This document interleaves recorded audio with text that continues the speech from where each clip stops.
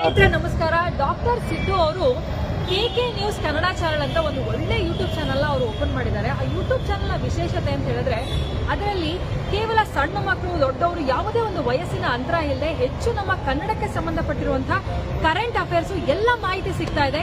ದಯವಿಟ್ಟು ಹೆಚ್ಚಿನ ಸಂಖ್ಯೆಯಲ್ಲಿ, ಅದರಲ್ಲೂ ನನ್ನ ಯುವ ಸ್ನೇಹಿತರು ಹೆಚ್ಚಿನ ಸಂಖ್ಯೆಯಲ್ಲಿ ಯೂಟ್ಯೂಬ್ ಚಾನಲ್ನ ಸಬ್ಸ್ಕ್ರೈಬ್ ಆಗಿ ಫಾಲೋ ಮಾಡಿ ಹೆಚ್ಚು ಕನ್ನಡ ಪರ ಜ್ಞಾನವನ್ನ ಬೆಳೆಸ್ಕೊಳ್ಳಿ ಅಂತ ಹೇಳೋದಕ್ಕೆ ಇಷ್ಟಪಡ್ತೀನಿ. ನಾನು ನಿಮ್ಮ ನಿರೂಪಕಿ ಸವಿ ಪ್ರಕಾಶ್.